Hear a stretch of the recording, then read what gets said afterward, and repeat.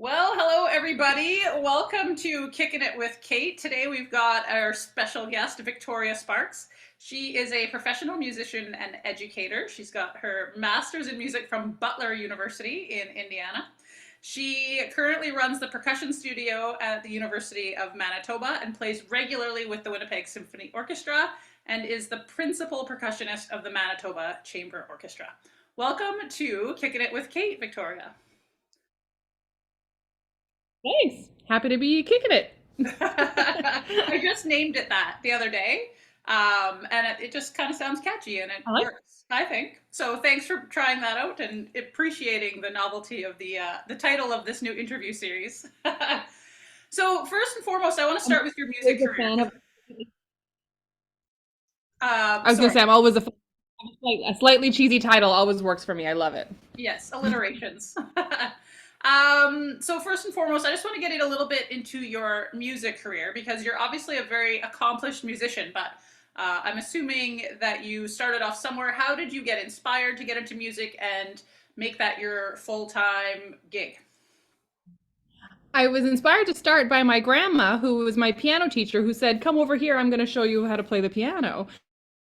And I was 5 years old, and started playing the piano at a very young age. My grandma lived on the same property, so we went to her house every day after school for piano lessons, and gradually learned more and more. And when I got to my middle school band program, I was put on the trumpet, and I kept looking behind me at the xylophone right behind me, going, "That thing looks like a piano. I think I'd like to play that." I asked my band teacher if I could switch to playing the keyboard percussion instruments, and then from there discovered that there's a whole huge world of drums and cymbals and timpani and hand drums and all kinds of amazing things to hit, and never looked back. So, how many instruments do you actually play? Because most people, if they're lucky, they get exposed to like a piano or a guitar at some point in their childhood, or the recorder. I think it's grade 4 is when they normally teach that. But to be able to play that many instruments at such a high level, how do you practice for that? And how many do you have to be able to play?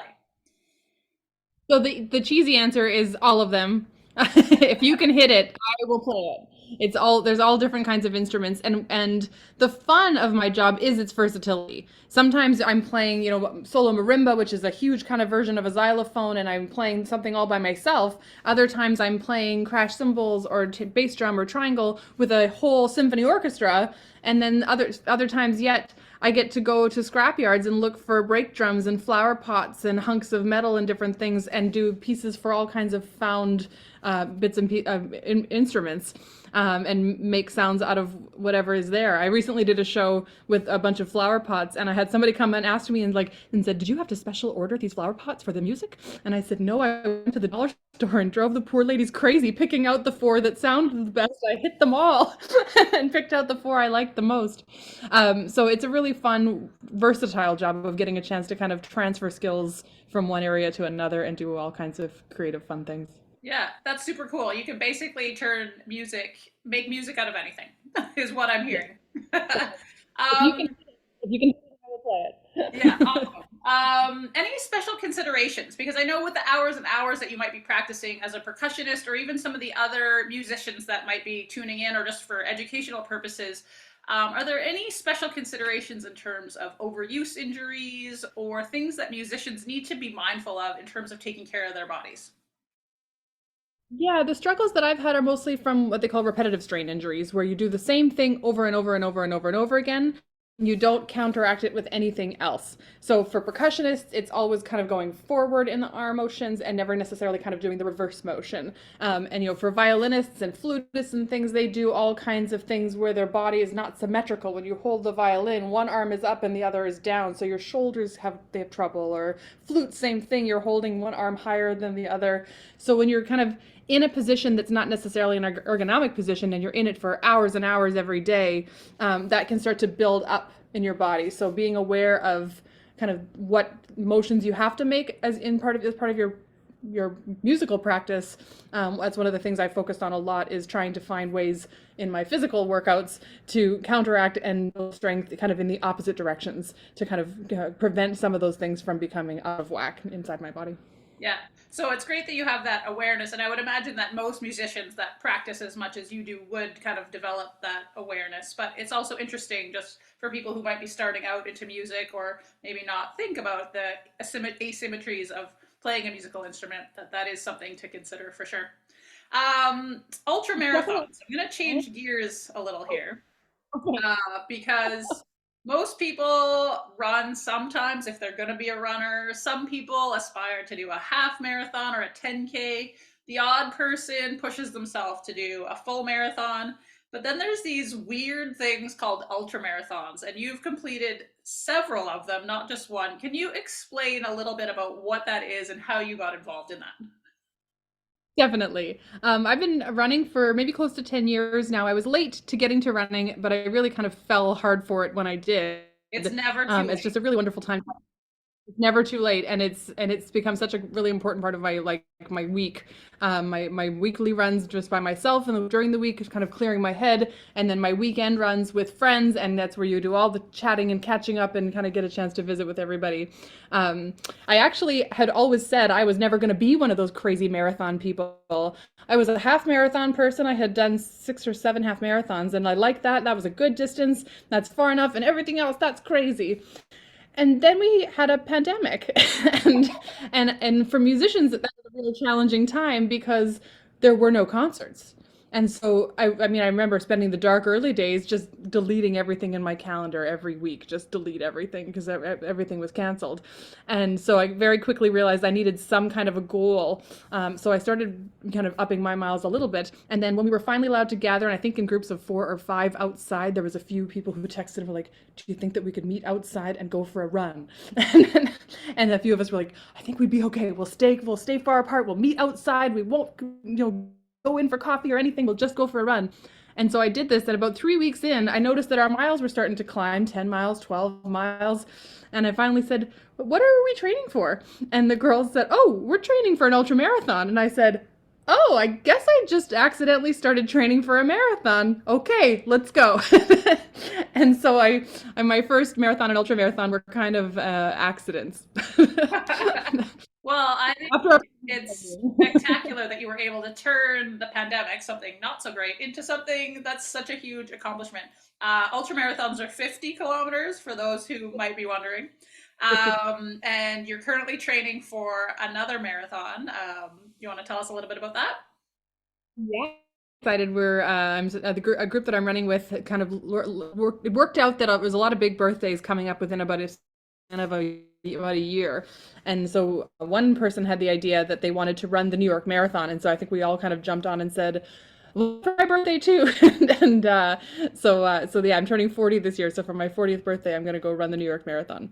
Yeah, amazing. And that's one of the big ones. It's very difficult to get in, but it's a super cool route. I have not run the New York Marathon, but I've seen it on TV, and it just seems like it's going to be such a great thing, and we'll be cheering for you virtually for sure. In terms of your training schedule, you kind of mentioned getting a few runs in during the week, some solo, some with a small group. Do you have a preference in terms of a type of workout that you might fit into your training schedule? I'm pretty like I'm kind of limited in my runs. Some people are like 5 or 6 days a week they have to run. I usually try to run 3 days a week, 2 runs by myself during the week, and then a long run on the weekend. The shorter runs I kind of like being by myself. It's kind of like my in my head space me time. And then in between that, I like to do some strength workouts. Again, it's more the balancing. Running kind of fills my love of repetitive things, just like playing percussion. And it's kind of the same motion over and over and over again. And so again, to keep an eye on those things and prevent those injuries, I try to fit in a couple of strength workouts every week as well. Yeah. And it's really good to have that balance for those runners or distance athletes out there, whether it's running, biking, swimming, to have that strength training as a base is super helpful in the long run to prevent injuries and also to enhance your performance. Quick story on Victoria. One of the very first times she came to a fitness class that I was teaching, I often check in with clients after I've met them for a workout or taught a class, and I didn't even have a chance to check on her. The next morning, I woke up and I had a text from Victoria thanking me for the workout. I was half asleep. I was like, oh, wow, that's good. She enjoyed it. But then I continued reading, and I quote, "I would punch you in the face if I could lift my arms." And so that was maybe one of the first times she did such an intense suspension training workout. Hopefully, you've developed a little bit more of an appreciation for the strength training. It sounds like you have. And by no means is Victoria a violent person, but I do share that story on occasion because it's a good reminder to people that things do get easier as you get stronger. And I think you can attest to that with the strength training. Definitely. Any It's favorites? definitely been an important part of. Yeah, go ahead. Sorry. Oh, okay, I was gonna say, it's been really an important part of balancing out my training, and feeling, again, it's a good mix of things. Like I like to go to group classes, and then again, to, like, I'm not a shy person, so the chit chat and working out with other people, is also kind of an important social thing for me as well. Yeah, and that social aspect is important for everybody, whether it's virtual or in a small group or in a large group. It is motivating to have people around you for sure. Any favorite exercises, like one specific exercise that you're like, if that is in your workout or in your class, you're just like, yeah, I'm all in. I love that one. I'm all about the hip bridges. I love doing a hip bridge and just being like, oh, I'm so strong and tough and pushing myself up and building those strong muscles. And then every time we get to do regular hip bridges, I'm like, look at me go, I'm so strong. And then every time I have to do one-legged hip bridges, I'm like, I'm terrible and I'm falling over and I'm gonna land on my side. So yeah, definitely thinking about balance on one side or the other. So hip bridges by themselves are fun, but one-legged hip bridges, terrible. Interesting. You answered, I think, the question of what your less than favorite exercise might be. Just as we wrap up here, just wondering if you have any tips for anybody who wants to make music a bigger part of their life. I think tip number one is just go for it. Just like kind of making a healthy part of moving a part of your everyday life and being active, having something creative to do is also just so good for the heart and the soul and the mind. And so finding ways to be active, you do not have to be a professional musician to make creative pursuits part of it, your everyday life, and your soul and your heart will thank you for it. That's so nice to hear as I plink away on my piano every now and then. Thank you so much for taking the time to be with us today. It was great to have you on Kicking It with Kate, and best of luck in all of your future musical endeavors. Thank you so much. Thanks for having me.